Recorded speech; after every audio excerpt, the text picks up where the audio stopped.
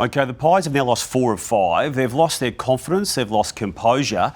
It's arguable that they've actually lost some hope on this crack at a premiership in 2025, Lloyd, with those numbers in their last 5 games in stark contrast to what they'd set up before that. Yeah, where do you start if you're Craig McRae? Because their scoring profile's dropped off and their greatest asset was their team defence. That's dropped off dramatically where they've gone from 1st to 10th. They used to punish you off turnover. That's gone as well, disappeared, and they can't score. Jamie Elliott's not even in form, so it's hard to name one player who's going well for Collingwood. But it was where they turned the footy over, which surprised me due to the lack of confidence that they've got, lack of connection. Heard Craig McRae after the game, he was bitterly disappointed with what was going on. But take a look at some of these turnovers, and this is where Hawthorn, I think, really planned well for Collingwood, but that's just unforgivable from Darcy Moore. And everyone makes mistakes. It's a panic move. It is a lack of confidence, lack of panic.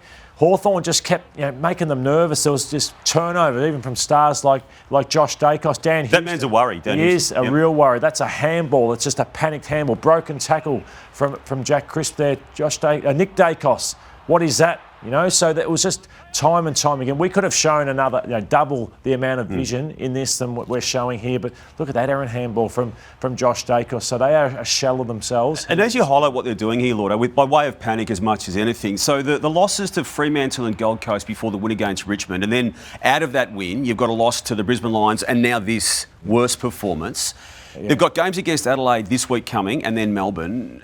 I'm not convinced they can actually retrieve this. No, I'm not either. Because, as I said, I don't know where Craig starts because they're not offensively going well and not defensively going well. So they can crank up their tackle pressure and things like that, but it only takes you so far. Are they too old? Are they too slow? They're the questions that are being asked. So a bit like Sydney last year where they were miles ahead, but at the business end, I talk about, don't worry about June, July. You want to be cranking up and going well in August, and they're not going well at all. And their good players are down on form, as you've just highlighted. One of those players is Darcy Cameron, who, as we talked this morning, has re-signed with Collingwood on a long-term deal. But he had one of his worst performances against Lloyd Meeke in this particular game, and it too was a major concern, Lloyd. I think they went after him. I think they went after Darcy Cameron, and he isn't playing as well. And it was Lloyd Meeke charging forward and attacking him forward. And Lloyd Meeke played one of the more commanding games I've seen him play. So not good enough, Darcy Moore, but I'm not sure where Darcy Cameron is. But he's certainly in this clip. Darcy Cameron, not competitive enough. Get in behind him, chop the arms, smash the ball.